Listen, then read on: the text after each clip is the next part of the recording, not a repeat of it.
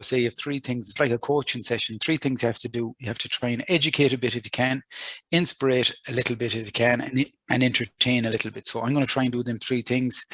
I move fast. I wouldn't worry about the details. Just take the messages, I would say, and maybe jot down a few bits. And I'm sure a lot of what I would say, you'll have heard it before. Maybe, hopefully, I'll say it in a new way or a different way, and it might resonate a little bit different. So this is what it looks like. I'll introduce myself for about 5 minutes, give you the background.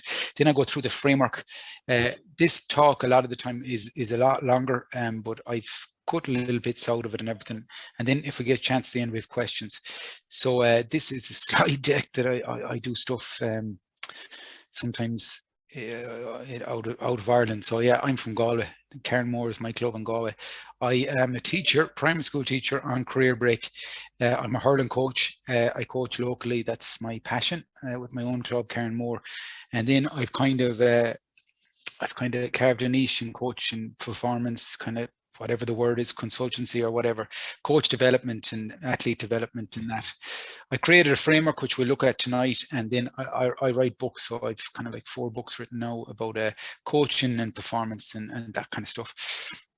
So that's it. This is still about me. It's a question that I think is really, really good.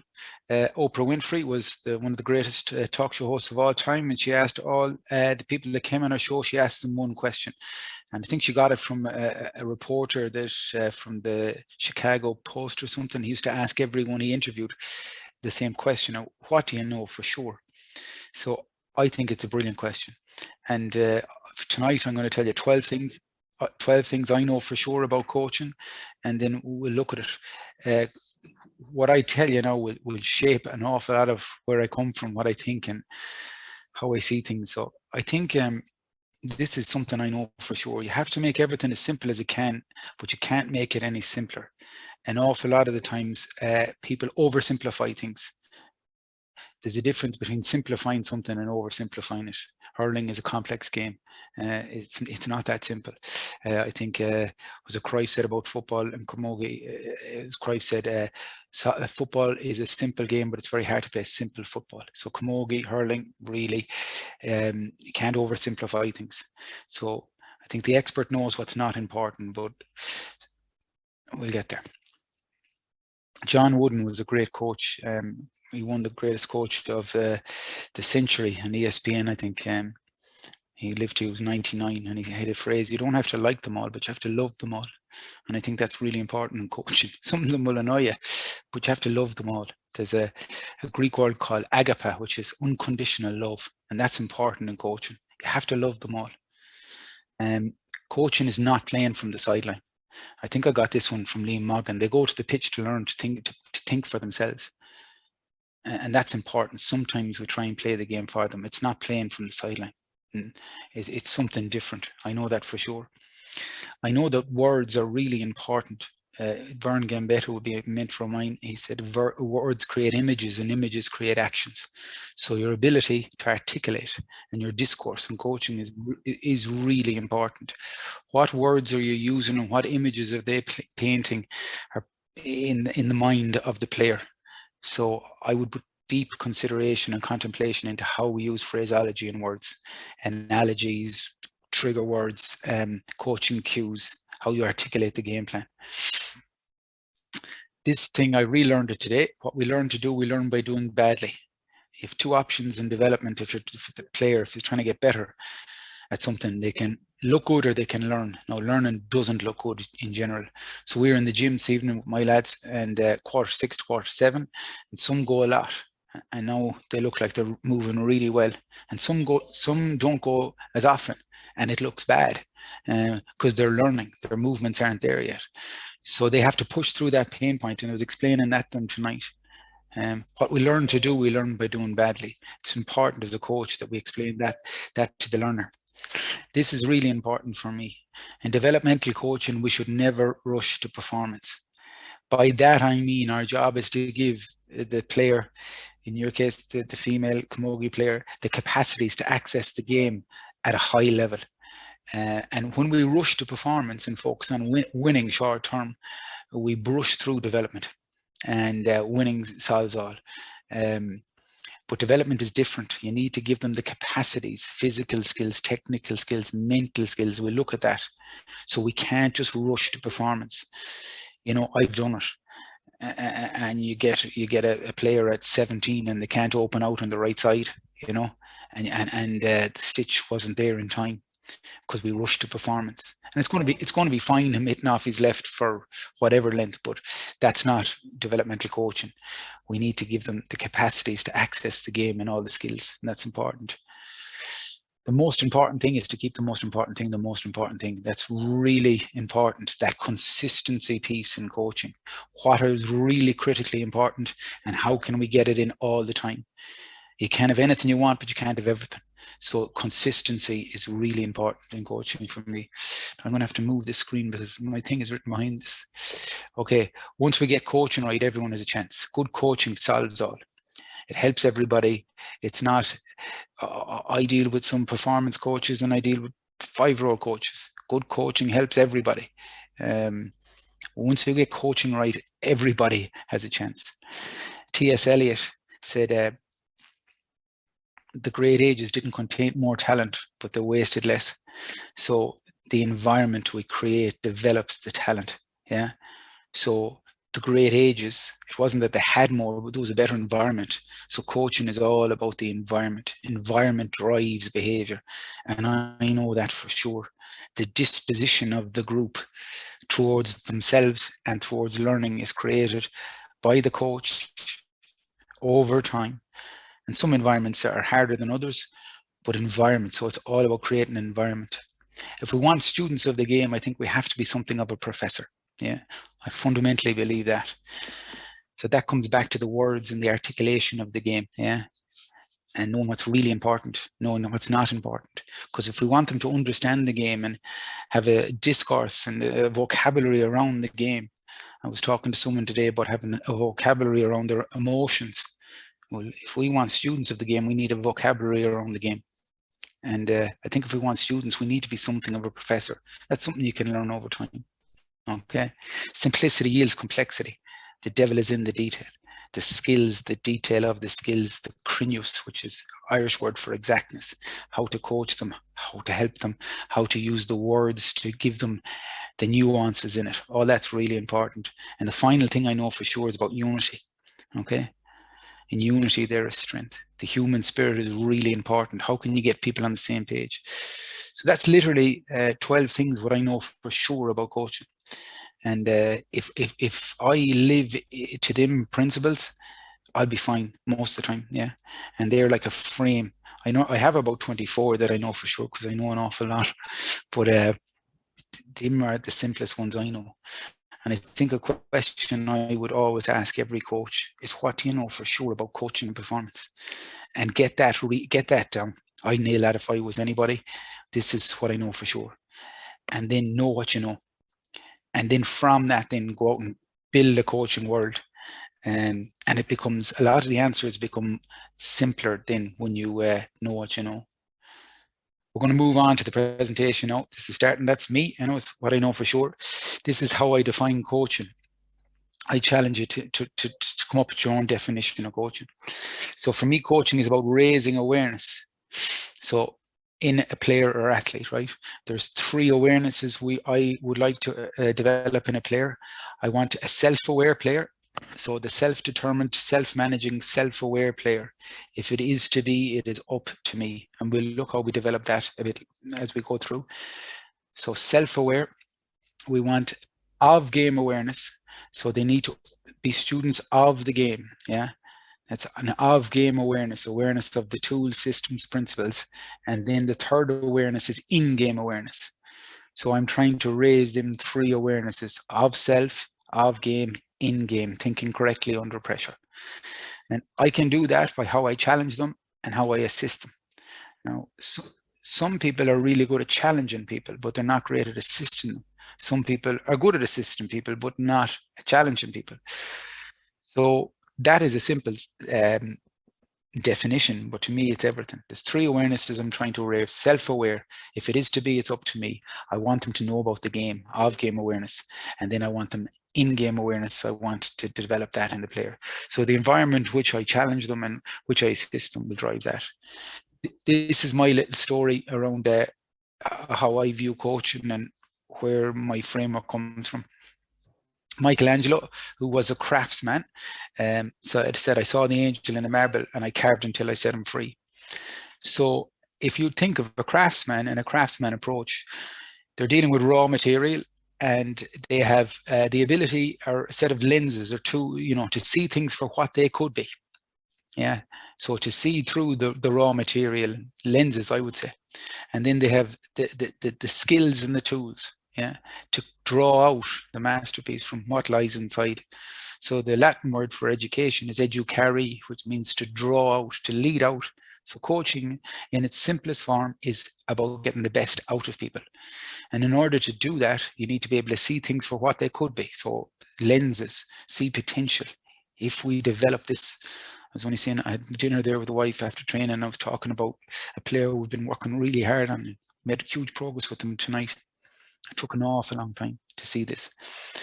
And the tools and the skills I develop as a craftsperson. So what I'm going to talk about is coaching as a craft, which is about getting the best out of people, and it's developing perspective, tools and skills of the craftsman approach, like a carver. So this is my framework. It's called the Carver Framework. That's what I came up with, and so it's linked to what I've just said. And there's 6 elements: there's connection, awareness, research, values and visions, endorsing and reflection. And it's like a frame to build a coaching world. And I'm going to go heavy enough on connection tonight and a little bit on awareness, and then I'm going to probably fly through these. This is an important element. So it works like a cycle, and I'll show you how we go. Again, it's all about principles. The same principles matter anywhere you're looking for human performance. Anywhere, it's all principle stuff. So connection, Brené Brown said, connection is why we're here. We're hardwired to connect with others. It gives us purpose and meaning to our lives, and without it, there's suffering. So if we think of that lens of connection, and we understand that the first connection we have to continuously build is connect with the player. Wooden said, you don't have to like them all, but you have to love them all. Yeah. So that interpersonal relationship must be built every day. And I've heard it said before, it's like a thread, a rope. Every day they come to you, you put a little thread on top of a thread till eventually you have a big fat rope. And when you have a big fat rope, you can stretch it and you can pull really hard, because coaching is about taking people out of the comfort zone. But yet there needs to be a huge element of trust. So connection with the player is really important, and it looks different at different ages. A lot of the tools and systems and stuff I'm going to share are stuff that you might use with teenagers and as they move into adults or whatever, but the same principles of connection lie the same. So as with everything I'm going to show you tonight, there'll be tools, craftsperson, tools and skills. And the tools, it's like my dad was a carpenter and he spent all his life working so he could buy new tools. It's not the tools that make the craftsman, it's the work they've done to earn the money to use them. So I would like to get to know players, accelerate that learning piece a lot of the time. So questionnaires are tools we'd often use, and I just simple sample questionnaires. I think it's important to know where they are at with the game. Do they love playing, or is it just okay? Do they love the team? Are they confident? Are they a good teammate? These are simple questions. I'd be developing tools all the time, different questionnaires. These are good questions you might ask at the beginning of the year. Why do you play? Some of them mightn't even know why they play. Their self-awareness is really, really low. Coaching is about raising awareness. How interested are you reaching your potential? Some are 10, yeah, but they present like someone who's a 5. So their self-awareness is really low. And then ask them simple things, questions. Where are you physically, technically? Give them that language, that of game, of athlete language awareness. And how open-minded, coachable, and when do you play your best? So that's a simple concept, right? Connect with the player. If they're 5 or 6, play catchy coach. Call them, high five them as they come in, high five them as they go out, know their name. As they get older, learn a bit more about them. So you can help them, challenge them specifically. Tools help. The next connection we need is the team. yeah, the player to player. I know for sure that in unity there is strength. I know that that is the greatest of all. So again, I'm just going to show you stuff that I would have used over the last number of years with teams to try and draw in unity and pull us together. And these, again, I would call them tools to build that unity. Christy Moore wrote a song called The Vibes. It said, together we're in a relationship. If we build it with care, it'll last the whole trip. So these would be a kind of a questions for a team charter at the start of the year. I'm kind of with my lads now, nearly 3.5, 4. We're going into our 4th year now, actually. Team I'm with, they're now minor. And this is what we did year 1. We kind of, before we ever went out on the pitch, we would have done a team charter. And that looks like group work around certain questions. We might ask, what would a motto be for the year? What does a motto look like in action? What would success be for the team? What do we want from management? What's unacceptable? What do we want our managers to say about us at the end of the year? And if you have people with skills in a management team, they can do that for you. And I'm lucky that I've great people in the management team that mightn't be so good at coaching hurling, but they're really good at helping an environment turn into a learning environment. So then that might turn into a document for the year, sample team charter, and you try and live to that as best you can. But it's like a roadmap. Yeah. So then on year 2, this is all about connection, trying to build a unit, right? We did a very simple thing. I would have said we elicited a lot in the first year, and then the second year, then we try and teach a bit more. So there needs to be challenge, and then there needs to be assist. And there needs to be teaching elements. So we came up with 15 foundation stones of a team, and we based a lot of our work on that for the year. A lot of teaching them students of performance, students of excellence. Yeah. So these were the stuff we tried to put into them. Unity. In unity, there is strength. Yeah. Effort. Hard work isn't easy, and good players aren't lazy. These were our truths, our truisms, right? Fun and joy. It has to be fun. We are here to have fun. I won't go through them all. Preparation delivers success. That's another thing I know for sure. We're teaching the truth. Okay, lifestyle. There is a choice you have to make in everything you do, but keep in mind that in the end, the choice you makes you. So there's loads of choices. So lifestyle is a choice that if you want to be a good athlete. Relentlessness. Next ball concept, yeah. That's ability to take and go again. And we have a little poem there that has a bit about it. Yeah, there is no end. Competitiveness. We would use a thing called we're the hunters, never the hunted. That ferocious competitive thing. And then we have inquisitiveness. The seeker becomes the finder is a phrase we would use. That was that kind of that. We based a lot of what we did on that and tried to tie them together for a year around them concepts. And then last year, during the lockdown, what we did was when we were in splendid isolation, we set them a challenge where they had to research the Woodlands teams, and they had to choose a team or a brand or something and compare our team to that team or to that brand. So these are the things they choose. They had to compare us, our team, to 3 things about them, and they had to research them and compare us. So United back in the day and different teams, Apple, yeah, simplicity was their big thing in Apple, yeah. So yeah. So then out of that, and again, I'd have people help me with this, we would have had a kind of a principles for the year. So these were the things we wanted out of the year: unity, respect, resilience, commitment, and joy. And then courage was big thing. So that was kind of it. So the message is simple. Sorry, no, I'm going on to the 3rd one. And this, you got to build unity, you got to teach teamship, you got to facilitate it. And there's tools and skills that can be used there. The next thing we have to connect the player to is the game. Yeah, students of the game. It is a coach's responsibility to connect the player to the game. I think a huge thing is you got to connect them to their club and paint a picture of the future, root them in where they're from, understand that thing. It's an awful indictment if we bring people to 16 and then they quit. I think there's something missing there. So that unity piece, that the game, the joy, the love of the game, and then connect them to the club and to their future in the club. In 5 years' time, I will be watching you play for the adults. you better be good.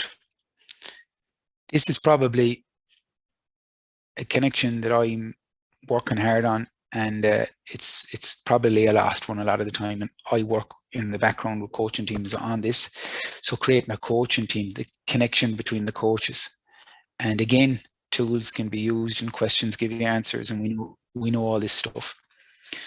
But I'm going to show you simple stuff that will come from we've used in the past. Again, questions give you answers. So this will be a coaching team charter. See up the right anywhere you see these tools, that's what these are. What do we want to do well? And I'll show you the answers on a few of them. I've only left in about 5. We probably have about 12 or 14 questions normally. So I try to cut out, even in questionnaires, I just cut out loads of stuff. These are just examples. How will we operate? How can we contribute? And we'll look at the end, what a good coaching team might look like. How do we want them to feel when they're here? What is the human experience? I deal sometimes with inter-county coaches, and I ask them, how do you want them to feel when they're driving to training? A lot of them don't really know how they want them to feel. The human spirit is an unknowable force of energy, so when you quench it, it's not that cool. What skills and playing principles do we want to coach, and how are we going to coach them? A game model. We won't get caught down on game model. Game model, Niall, is another one. Day, week, a month, a year. And then this is a really important one. What's exceptional behavior for us? Acceptable and unacceptable. I'll show you the answers here. As a coaching team, my little coaching team, we wanted to socialize the group really well. Friendship and safety, psychological, unity, socialize the group. We want to build good character, learning skills. So that's why we went at 15 foundation stones of a team. Want to coach the game of hurling well to the individual. Yeah. Coaching is an individual pursuit. And we look at how we might do that a little bit later, and how a coaching team might. It's very easy to hustle on a group, but it's really hard to help an individual get better. And that's the measure of us, really. Can we get the individuals better? The team will be fine. Challenge them respectfully. Huge amount of challenge you want. We want to be able to challenge these boys out of the comfort zone all the time. And that's hard. This is how we thought we'd operate. And these are fellas, ordinary fellas like you or me. That was me. I'm head coach. I kind of run the session. That's easy for the likes of me. I do it for a living. So, Then Mike Hannon, he's the most important man. Administration. Yeah. The most important, the detail, the communication, the following up with parents, the how is he, how are they, the individualization of text messages, all that, the paperwork. Neil O'Toole helps us with athletic development. Declan Collins helps with gear. Then we have individual coaches. So I run the main session, and every 5-10 minutes they push out into individual. When we look at that, work-ons. And then we've, goalkeeping, different simple stuff. How can we all contribute? What's your skill set? An awful lot of people don't want to do this, run a session, because it's challenging, for someone to come from a different walk of life and lead a group. That can be hard, but they could be really good at individual coaching, and we'll look at that. How do we want them to feel? We want to feel like they belong, like they're excited, like they're learning and they're being challenged. And then I'm going to move this on a bit. But what would be exceptional? It would be exceptional if we could coach them all. It's fine if we train them. And if we're a critic or a fan, it's no good. If we could give specific feedback, it would be exceptional. If it was generic, it would be grand, right? And if it was useless, it's no good. If we love them, it'd be brilliant. If we treated them well, it'd be fine. If we're abusive, not cool. If we led them to love the game, it would be exceptional. I think every management team needs to have that slide down, inside out. And then what are the key focus skills? I'm not going to get into that tonight. I might get into it a bit later. I don't know. You have to know the game. I'm sorry. You can get to know it. But if you want students of the game, you have to be something of a professor. The final connection we need to make is to the parents. That's critical. Yeah. Because we are in loci parenti, as they say, and that connection is very big. And the administration people in the management team is everything. Because if I'm leading a training session, I'm so focused on that. I don't have time to be Mr. Nice Guy to everybody, and my care is to the players. So but we try and connect to the parents and we try and bring them on the journey. So we would have showed them, like, we do a little summary of what we're doing, where we've done, summary of the year so far, and then they would share projects with their parents and stuff like that. That's really important. That's connection. Connect with the player, connect the players to each other, connect the player to the game, the future in the game and the club. Yeah. Connect the coaching team, make them all contribute, and then connect back to the parent. If you've heard that tonight, that's plenty. That's everything. Everything will follow from that. I'm going to rock through this a bit longer, but I think there's a lot there. Awareness is the greatest agent of change. There's 3 awarenesses the coach needs, right? They need to know how well this can be done. I think one of our problems with coach development is we say it's easy and you say coaching is simple. Coaching is a challenge. It's a huge challenge. It can be done really, really well. Its scope is massive. It changes lives. Yeah. It's powerful. It's powerful stuff. Yeah. So you need to know how powerful it is to chase excellence. It's a holistic practice. Yeah. It's about the person. It's not about, it is about the player. I'm not going to water down, but it is about the person. So it's a holistic practice. A trainer doesn't really recognize that. A coach does. There's a difference. A trainer is all about the drills and hustle and go faster and do what I say, and you didn't listen to me. But a coach has a bigger toolkit. And then finally, the third awareness is self-awareness. A lot of the best coaches have huge self-awareness.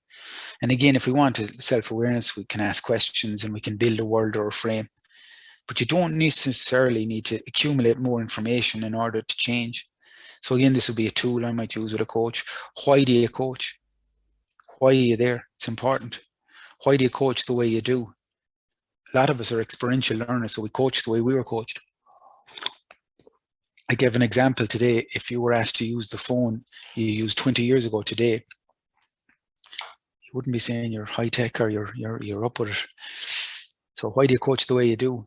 How does it feel to be coached by you? That's a really important question. Some days it doesn't feel good because I get cranky sometimes.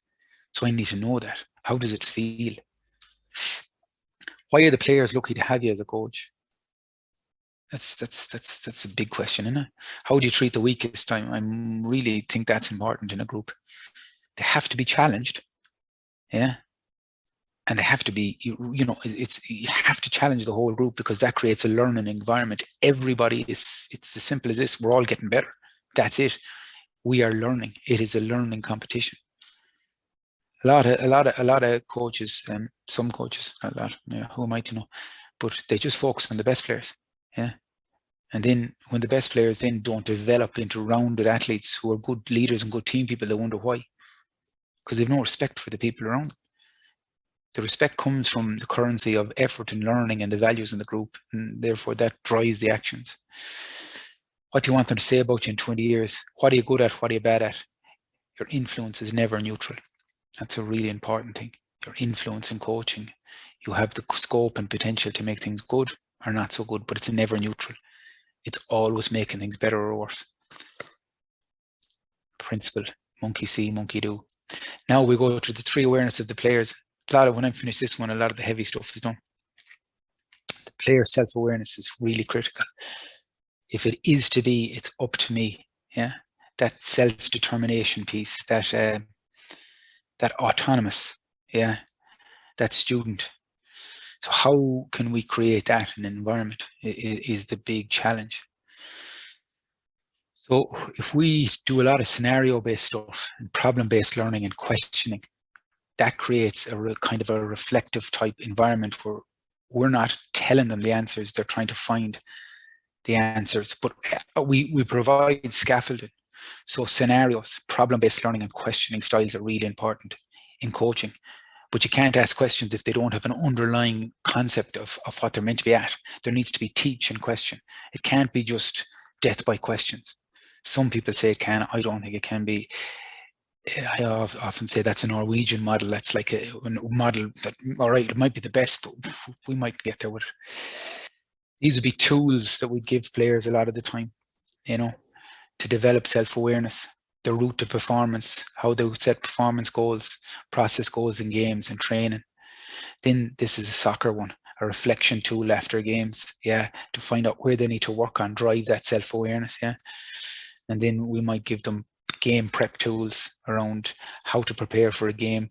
This athlete here is well hydrated. They know the game plan. Their visualization isn't great. Their mobility work hasn't been done.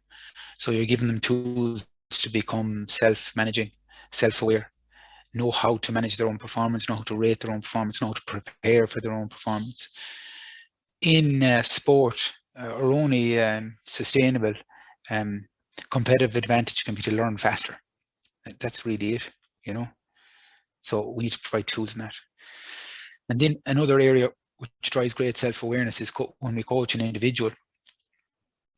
So I think I got this from Andy Friend, the Connacht rugby coach. He calls it weapons and work-ons. Every player has weapons and every player has work-ons. When you go to the individual coach, you go onto your work-ons, yeah, and you work on that all the time, and they could be changing. And then the weapons is why are you being picked? Why are we putting out you? Why are we putting you out there? So if you're really good physically, be brilliant physically when we play, yeah. If you're fast, use your speed, yeah. So a section always of the group work has unit work, where the individual goes out to the individual coach and they work on it. So they become aware that this is about me getting better and working on my stuff. There are people that can help me, but if it is to be, it's up to me. Then this is of game awareness. So that is a student of the game. Tools, I'd call them tools. You probably call them skills, yeah. Systems, principles, the game model. I don't know if model spelled right there. Could be the different model, but a game model is really interesting, and it's how we teach the game. How do we? What tools do we need when we have the ball, in support of the ball and in possession? Yeah. What systems can support the release of possession, and what principles can we play to, so that we can be united or cohesive or synchronicity? How do I know he'll be able to recognize a gap and attack a space? Yeah. How do I know that the ball will come in at an angle of a certain type of pattern of play? That understanding of the game. And that's a really important part for a coach, is to build a game model. I help coaches do that. And then in-game awareness, which means decision making under pressure.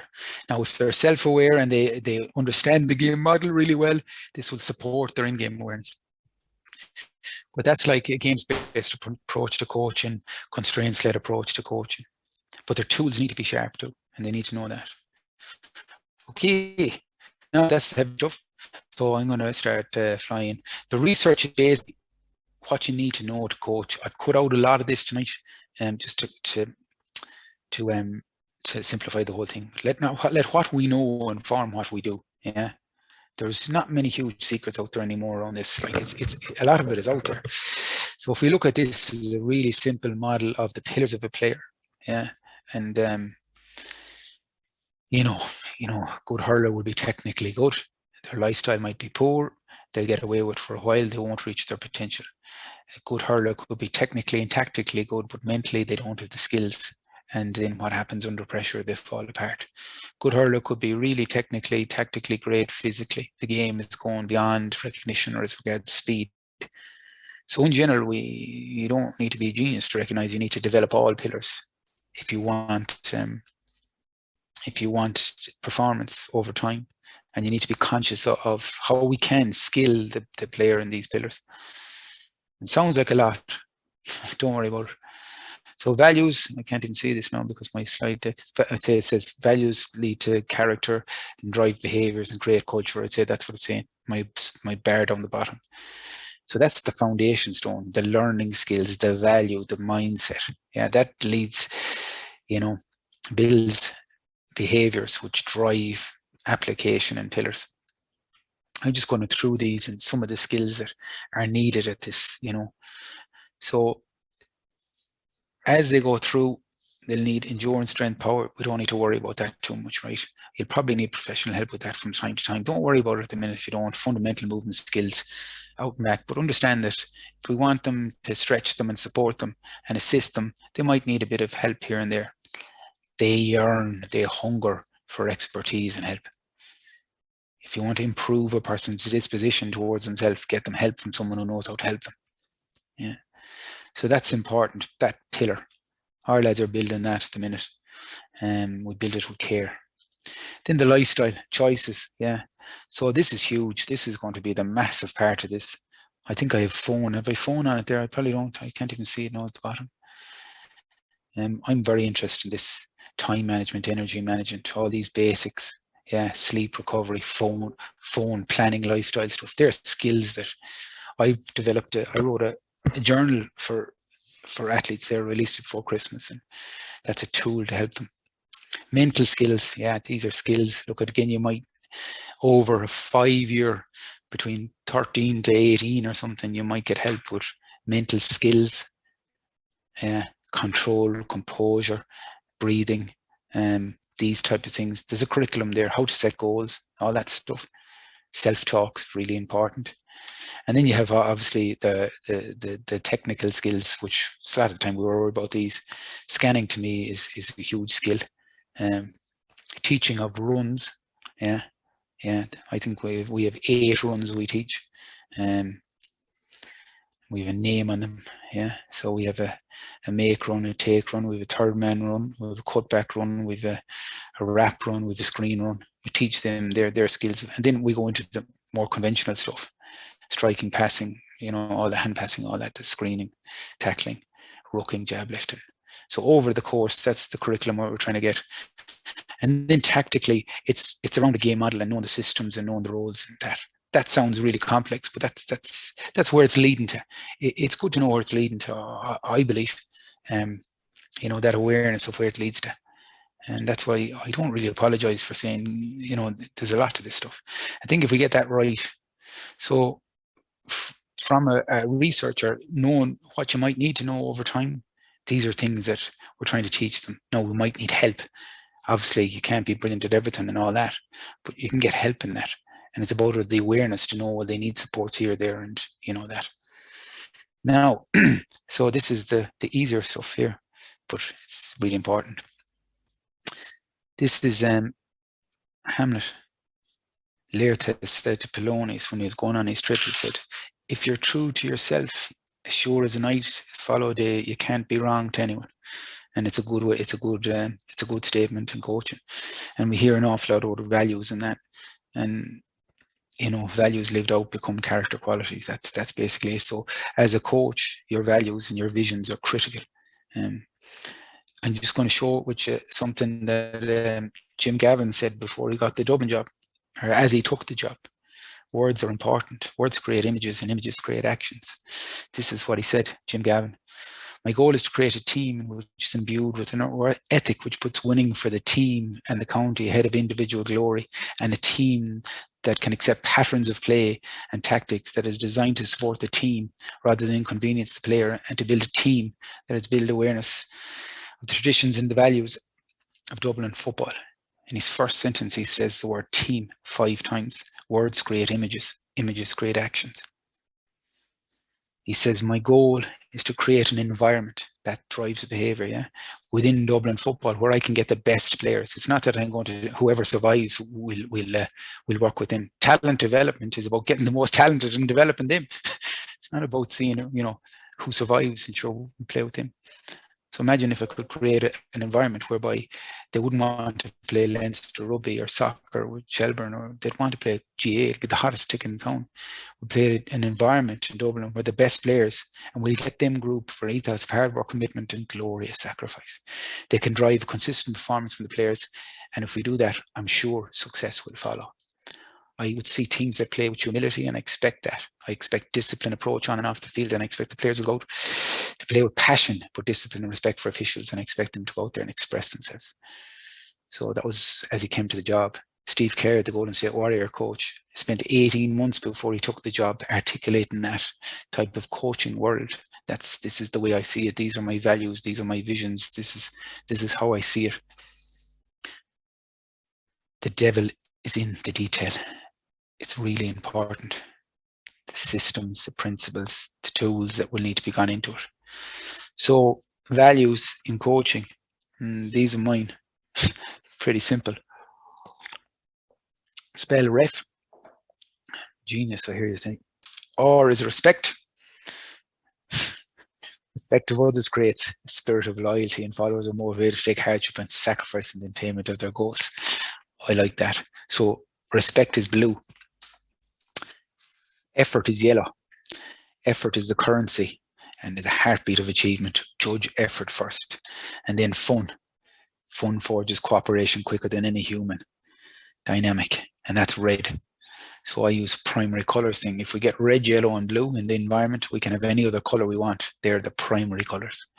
So they're my my values. I think you need to build what you do around clear values.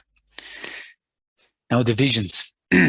So as I said, this talk is about this talk is for building a coaching world. The vision for yourself as a coach, for me, it's to be connected to the players. I'm going to fly through these. You need to put time into this, or some of them, or all of them. Or some of you probably have them all already. For success, for me, success is, I said it on the podcast the last day, recruitment. So they come to the place because they hear something good is happening. Retention, they stay and they say thank you at the end of it. That's success. That's how I know we're successful. If they're in front of me and if they say thanks going home. What is winning? There is a poem called The Road Ahead or The Road Behind, and there's a line and it says, giving all it seems to be is not so far from victory. If we give everything, we'll be fine.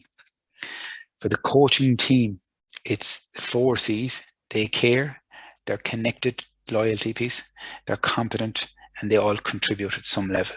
C. That's how I look at a coaching team. The player, to me, is like Bruce Lee. Bruce Lee said, be water, my friend.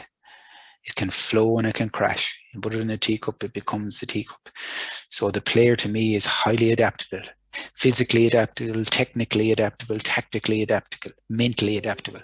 Yeah, that adaptability is really important. That's why the pillars are important. Yeah. The team, for me, is USA. The vision for a team is united, unity. In unity, their strength. S is strong, physically, mentally, tactically, and A is adaptable, which means we can play loads of different ways. I'm going to admit Mary here. So the adaptability, USA, you can't be anemic in how you play the game. You need to be able to be adaptable. And if you're playing a tough team, you need to be tougher than them. And if you're playing a skillful team, you need to be more skillful. No, that's actually, I have to crash in me again when I let her in. So I'm going to stop and then I'm going to have to reshare again, if you bear with me, because I know that's what happened to me before. Yep, I'm here. So hopefully that will rock through. No, it won't. I need to start it all again. Bear with me now, people. I need to be calm under pressure. Breathing is important. Now, let's see, can I get there? I hope I can.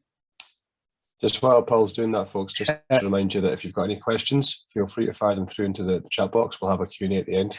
I'm nearly finished now, so you don't... And just to make Paul feel better, there's always one technical mishap that happens on every single show of this we do. So yeah, what we learn to do, we learn to do by doing badly. That's no problem. The first mistake is okay. That's another thing I know for sure, but don't make 2 in a row. So recover like an animal would be our phrase. Mistake response is an important value we have, so that's fine. Vision for how the game should be played. How should it be played? Yeah. What does it look like when we have the ball? What does it look like when we don't have it? What does it look like from a puck out sideline? Yeah. That style of play piece as well, that game model. But how the game should be played, that's probably more emotive. 7 is more emotive. We talk about joy and courage. That's how the game should be played. It's the absence of fear. And then this, for the style of play, is more our vision. That's really important part, to develop that. That goes back to the tactical game model part.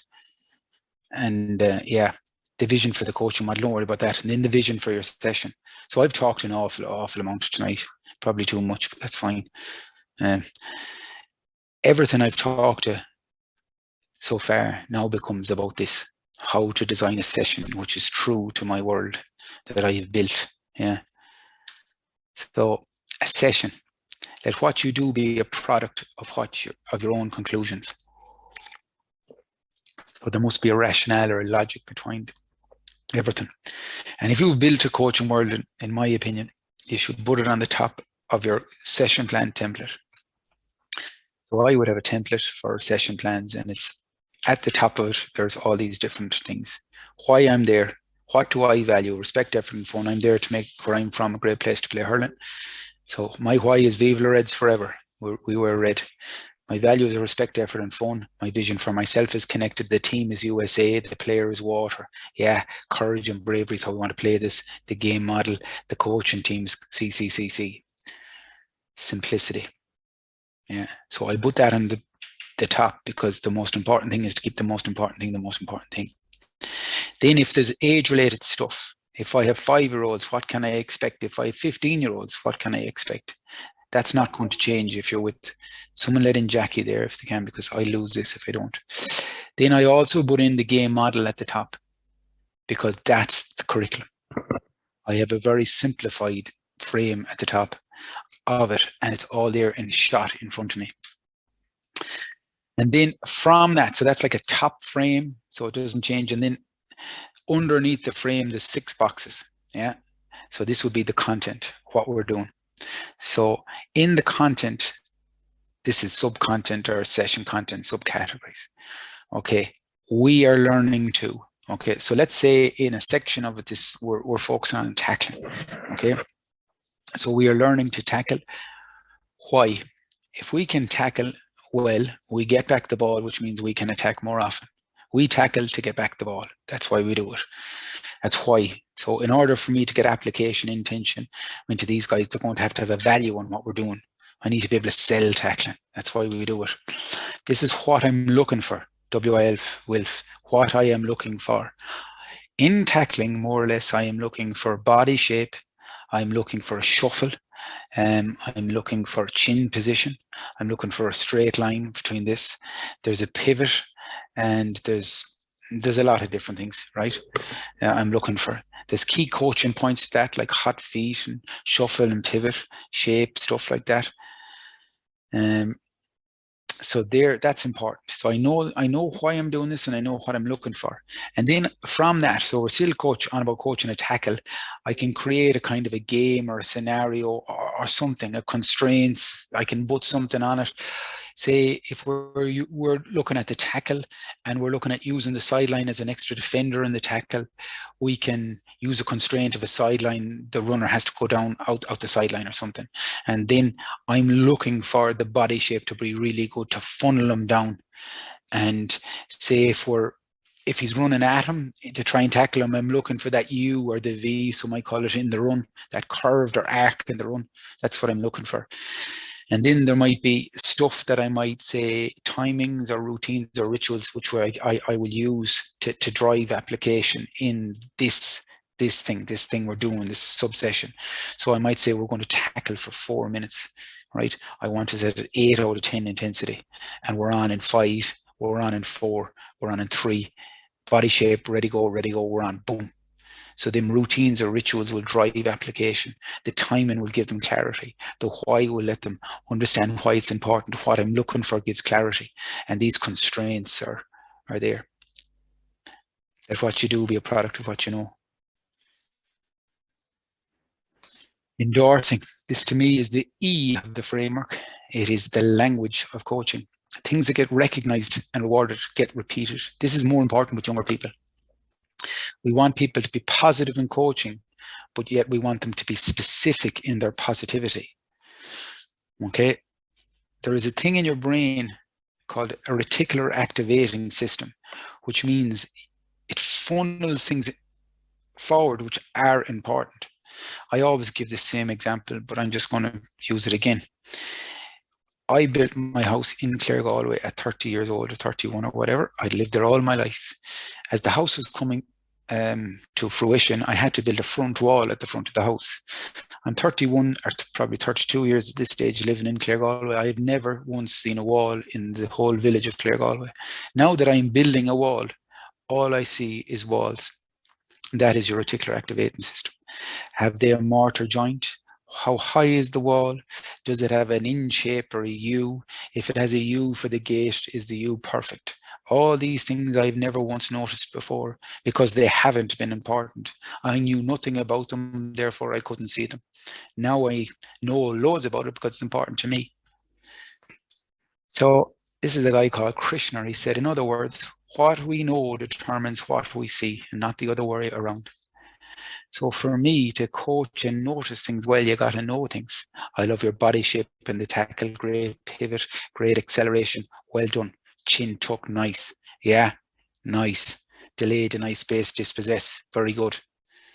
So endorsing is like the language of coaching. You're seeing things happen in front of you and you're saying, yeah, I can see that, well done. Maybe try this.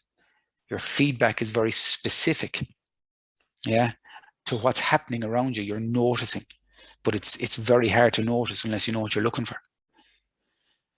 And if you get this right, you can be specific in your praise, and it's literally like a way to coach by endorsing. Yeah, I love the way you changed shape before you took the shot, or I love the way you shorten your grip before you shot. Not great score. Yeah, so you're really specific. Yeah, you changed direction, you lost your runner through change. Nice third man run. Okay, so for it to be, I'm thinking, wait a minute. Yeah, I got that better. To be effective, feedback needs to be clear. I love the way you moved your feet in the tackle, purposeful. Moving your feet in the tackle is really important. Meaningful, moving your feet in the tackle is everything. Compatible with students' prior knowledge. Moving your feet in the tackle is everything.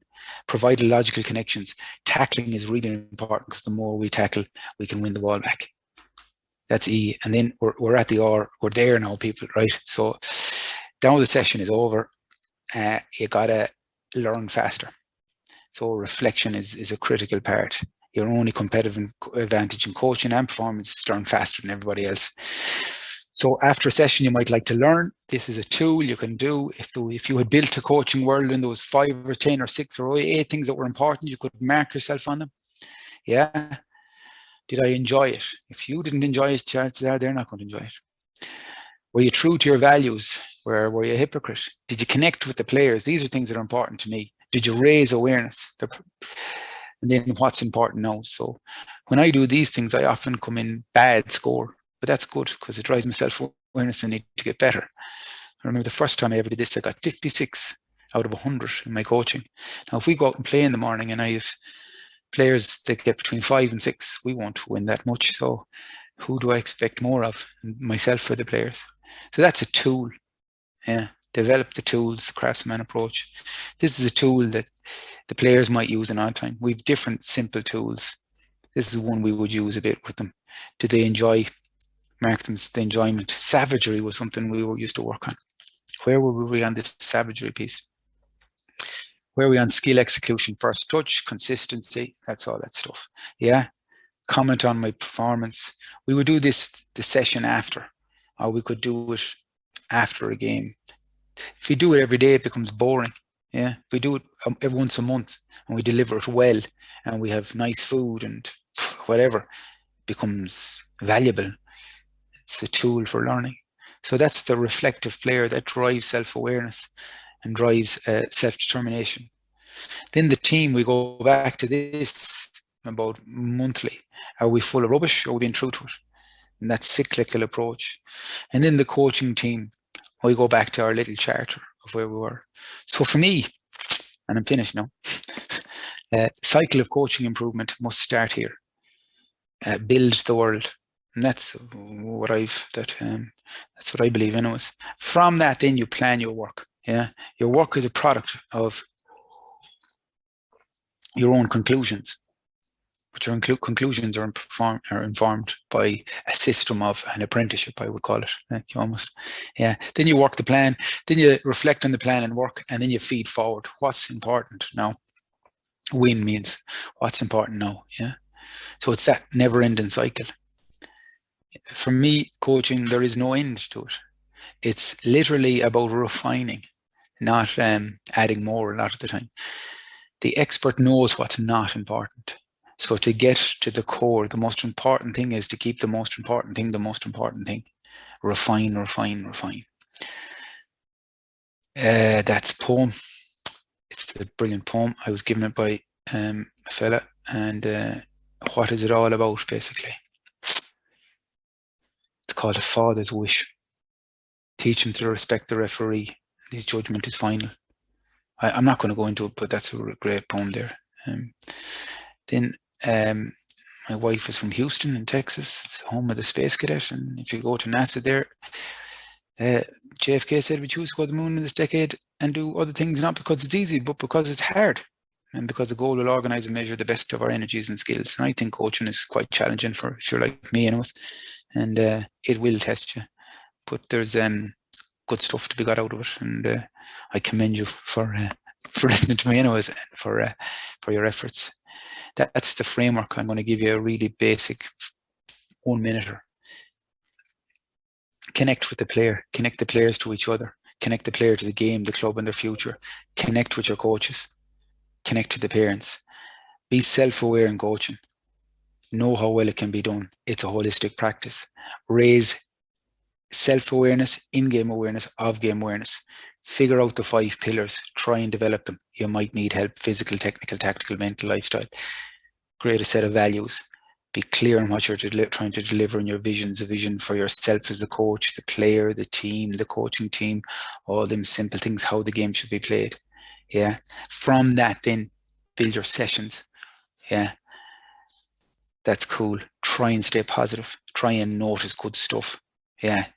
And then learn as you go. That's kind of it. That's me. What I've talked to there is largely a book. It's a Carver coaching framework. And that they're books that I've written for young athletes and journals and stuff.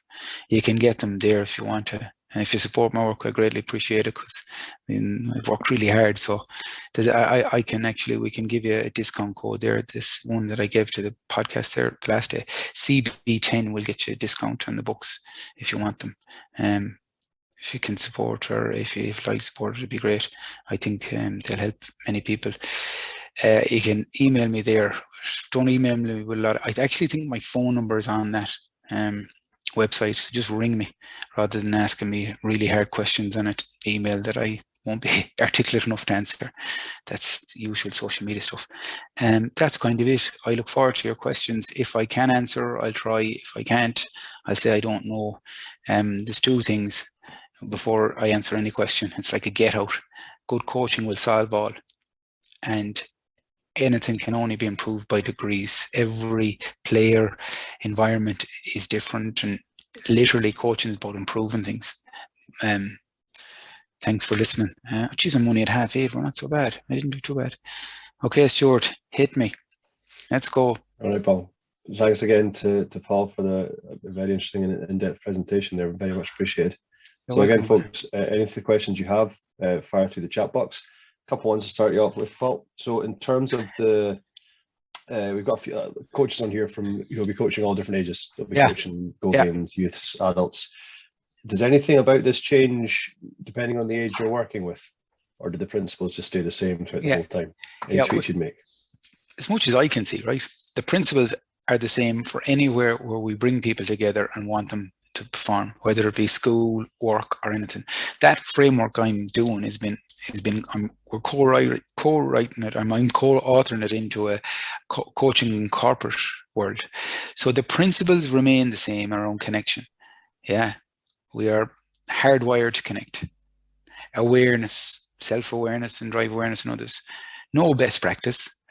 Be true to yourself and your values. Have a vision and clear. But the methods will change, so the tools will change, but the principles remain the same. Yeah, so that's the answer. But the tools and the methods and the systems. So at 5 and 6, yeah. So what are the key skills and what are the key coaching points of them? How can we create? How do we want them to feel? We want them to be excited. We want them to love it. Yeah, and it's just the same. You know, it's just the same. And when you look at it like that, then you see it. When you know that, then you see it. Yeah. And it's basically, how can we make it more addictive, more fun? How can we want them there more? That's it. So the principles of good coaching remain the same. The methods change. The methods change. but there's a kid in everyone too. And then that's why you got to know Johnny. Yeah, if they say if you're teaching Latin to Johnny, you got to know Latin and you got to know Johnny. What can we expect of a 7 or 8-year-old? You know, you won't change nature. Work with it. They don't want to stand in lines. They don't want to, you know, whatever. They want their own ball. They want to score loads of goals. They want to go home to their mammy and say, I scored 10 goals tonight, mammy. That's what they want. Feed the needs. I pulled a lot of that talk out of the research part, that needs. They've done research, and I think it was in soccer where I actually asked the question. So they did a research in soccer where they asked the coaches, if you were a 5 or 6 or 7-year-old, I don't even know what age they said, and you were shooting at training, how many times would you want to score? Yeah. And they all said, well, I'd want to score every time I took a shot. Yeah. And then they took a look at their sessions, and there were tiny goals. Yeah. And they had an adult standing in blocking all the shots. So here were the adults saying, if I was a 5-year-old or 6-year-old, every time I went to train, I want to score every time I shot. And in fact, they were doing the exact opposite. Okay. So know Johnny, you know what Johnny wants, and then give him what he needs as well. Or she needs. Super, thanks, Paul. Because again, like in terms of your presentation, is a nice contrast to what, you know, a lot of the courses we put out is very, these are the technical skills that you need to do. These are the teaching points. Very much about the skills and the game. Whereas your approach is very much more about the person and connecting with them. In terms of if someone's brand new to this, so obviously they've done their foundation, say they've learned the basic skills. If they're brand new to the Carver coaching and they want to know where to start, where's the easiest win for them to start with as a brand new coach who's just watched your presentation, it's changing their world, and they said, right, I want to try this? Kindness is the only wisdom, isn't it? Kindness is the only wisdom. So if you don't know how to do anything, be kind. Yeah. That's the first place to start. Yeah. And then fun. Fun is the biggest thing to bring everybody together. And if you're dealing with young people, and I taught infants for 4 years, would you believe that? If you make it all about the game, and a lot of people in the team don't have the capacities to play the game, well, then it becomes elitist. So you got to make things like relay races, throw and catch stuff, chance winning, fun obstacle courses, so that you can bring joy and fun and effort into the environment. You got to coach, effort. Crawling races, out back. If you bring in a ball, it's another variable that they're trying to master, so they can't, you know what I mean? You can only concentrate so hard. So I would create an environment where there's kindness, there's a lot of fun, there's a lot of energy. And then the technical stuff that can come. Now, I know loads of people don't believe that. They don't believe that. You have to create an environment first where people want to be there. Yeah. And from that will emerge great things. And we're getting them so young now, we have so much time. But if you knew nothing, I would start with being kind and making it fun. And then I would build a coaching world. I use that phrase, and I don't, like, I coined that phrase, I think. But I keep using it because it's that simple. You know, ask yourself a couple of questions, get the answers. Where do I move from now? There you go. Quite basic. And then what's not important anymore? And then I'm sure there's a website where you have all the lovely skills of hurling up. Yeah. And I can guarantee it's not an impediment, not to, at the level that a lot of people are trying to coach, not to have played. To me, it's only becomes a huge impediment, not having played or whatever, when it gets higher and it becomes about technical, tactical systems and understanding that real, when it becomes very coach centric. Yeah, that's when it becomes really, you know, more complex. Yeah. All right. That was, I don't know how that was an answer, but that was my best worst answer. No, that's good. I think you've also answered Frank's question as well on the chat about the games-based coaching versus drills for young kids. She was saying again, just keep everything as fun as humanly possible. Yeah, like they would say, like, you know, whole. Start with a game, yeah, then do a little bit of part, like so skill, and then go back to a game. That's a really simple model, yeah. Then look at ball touches, yeah. You got to teach the skills though. Like there's a lot of this goes on that, you know, the game will teach all. No, you can refine skills. You need to show them the structures. The right angle in the hurley is really important because it's a fundamental. The shapes of hurling. We had something up there. We had X number of shapes. The first thing you have to teach them is how to walk into the pitch with the hurley proper. Yeah. So to get the shape of the hurl. Yeah. So hold the hurl down by your side and walk in. That would be my first place to start. So straight away you look like a hurler. Structure delivers function. Give them the structures. That's important. Yeah, but yeah. So yeah, and consistency all the time. That makes sense. I've got in terms of they're looking at you had your slide about the coaching teams. In terms of is there one common mistake or the kind of biggest mistake that you see the coaching teams make in terms of trying to engage with the players? There's no clarity on roles. There's no clarity on roles. So if you're like me, you like coaching the team. Yeah, that's the way I am. I love being on the pitch. And if I'm in the middle of the pitch, well, there's not really room for many other people to be in the middle of the pitch, is there? And if we don't give them that opportunity, you know, or we don't talk about it, it's going to be a problem. And then what happens is they stand at the side of the pitch. And then I think the world owes me a favor and I'm giving out about them and they're giving out about me because we don't have clarity. So if you want to work together, you got to have shared understanding of what good looks like. And that's the coaching charter. How can we all contribute? How do we want them to feel? Oh, we want them to feel really happy. Well, we're giving out to them all the time. Are they going to feel happy? Jeez, no. So then that clarity at the start of the year, the actions come from it. So I go back to Christy Moore, build it with care. So what should it look like? How do we want them to feel? How do we want them? Like, how do we want them to be greeted when they walk in? Can you be the greeter? Yeah, I'll actually go, because I have it on the phone here. I seen a fella, I don't know who gave this, a list of roles in oh God, forgive me now, but I'm going into this. The welcomer, the carer, the activity organizer, the encourager, the equipment organizer, the photographer, the high five good buyer. So there's so many roles. It's like we're trying to create a coaching team where people are competent and confident and contribute as well. You know, it's the same thing. It's the same team. We're trying to, you know, the skill sets that are needed in a modern coaching team. Admin can be done so well. Admin is the most important part of it. My little team, we have 100% retention for the last 5 years, right? It's 4.5 years now, right? It's all down to admin. Now, we do okay on the pitch and we look after them pretty well, but the devil is in the detail in how they're followed, tracked, the communication with the parent. It's everything. That's an interesting point you make there. As in, so do you make a point of, do you have regular meetings with your coaching, with the rest of the coaching team? Do you have it? Yeah. Well, we reflect all the time. Yeah. So we have a charter and we try and stay to that. This is what good looks like and where are we on it? This is what exceptional looks like.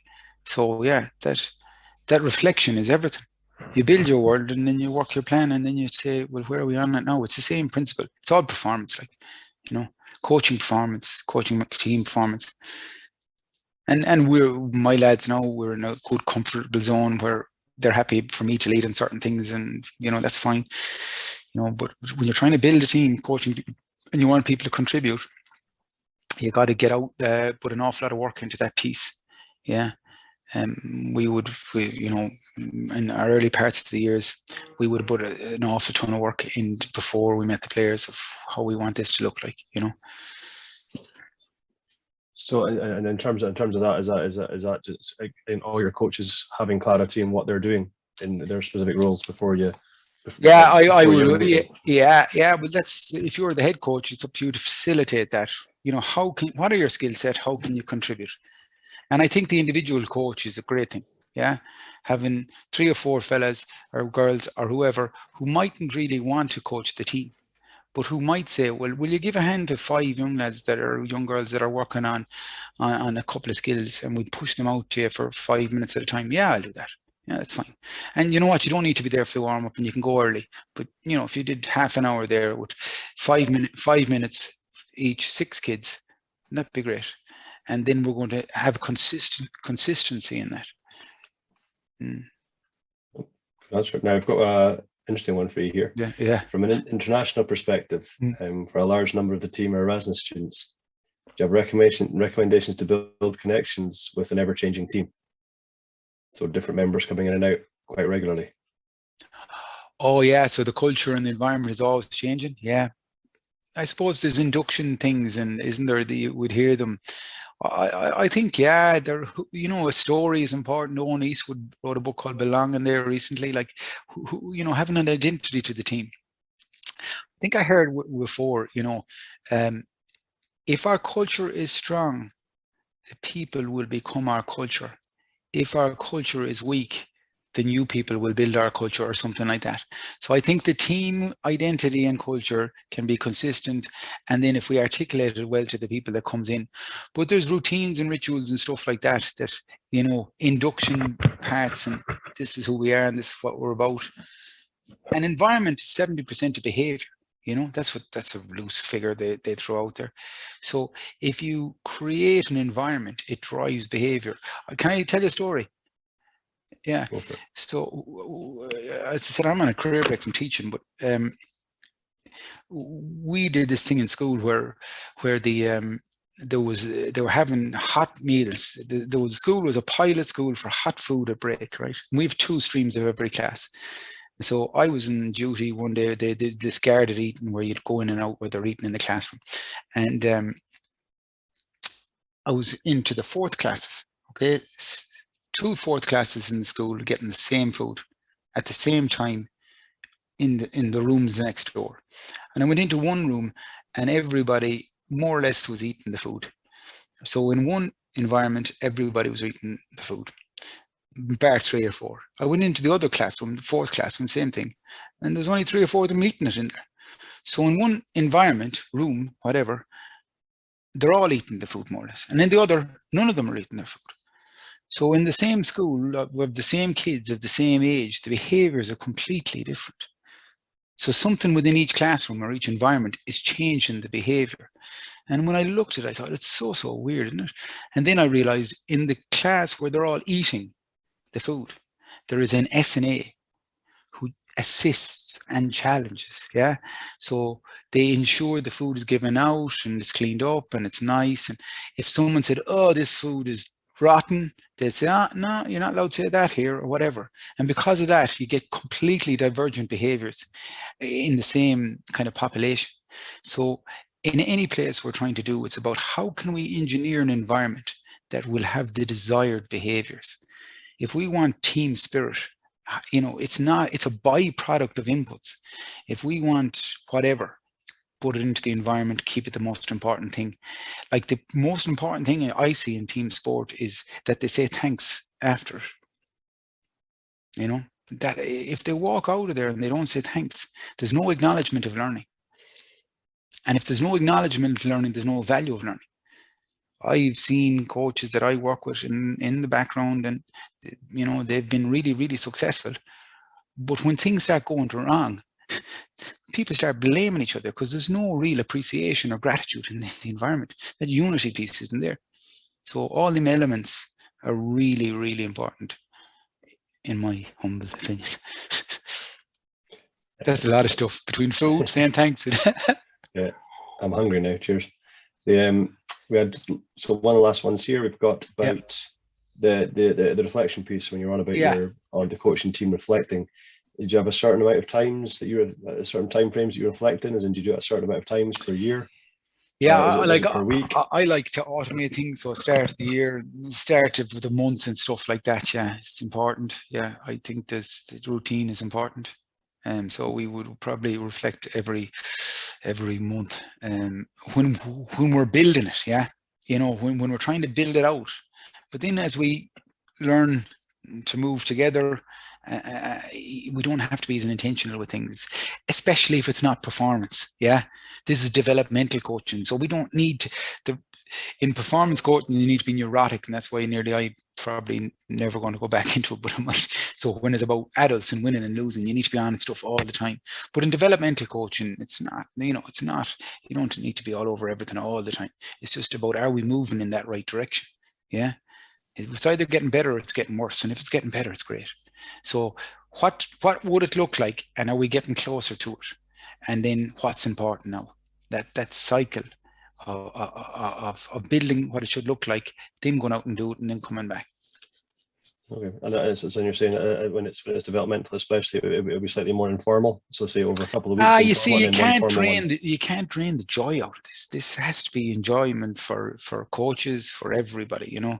And I see that all too often, you know. And I was looking at the worst here, like, you know, trying to force improvement where people, you know, I always say the human spirit is an unknowable force of energy. So if you're trying to bring people together in a coaching team, and I've done the exact opposite, don't get me wrong, try to make it fun and try and bring everyone with you. And I always say, don't test people before you teach them. So try and teach them what you want. And, you know, that's the thing we say in teaching. You don't test someone before you teach them. So often in this, we start giving out about that and we haven't taught them any better. You know what I mean? So, you know, leadership in that is a burden and is a challenge. So if you want to lead out a good coaching team, there's a bit of work and there's a bit of acumen and a bit of expertise. And then there's supports you need. So like for me, what's coming down the line in coaching is, you know, there will be experts there to help you. And, you know, that's the way it has to be. It's very hard to come from any other walk of life, day job, be an accountant or farmer or whatever, and then go into this thing of coaching and expect to be really good or really fast. It's a complex endeavor, as I say. Superb. And the final and probably most important question that we have on here, Paul, which of your books do we start with? Well, there's no, that's the coaching book is in the middle there. See the white one, that's coaching. These are for teenagers, and this one is a journal for athletes. That's a really interesting book. It's there's 54 people across Irish sport wrote into that book, but that's the coaching one, Carver one. That's for coaching children in sport. The only reason I wrote it as a coaching children is because I was a primary school teacher, and but it's a coaching book. It's a book about building a coaching world. And the first one you can look at, you do whatever you want. Depends how much money you have. Yeah, but thanks, thank you. No problem at all. Right, Paul, again, thank you very much for taking time to answer all the questions and for a very thought-provoking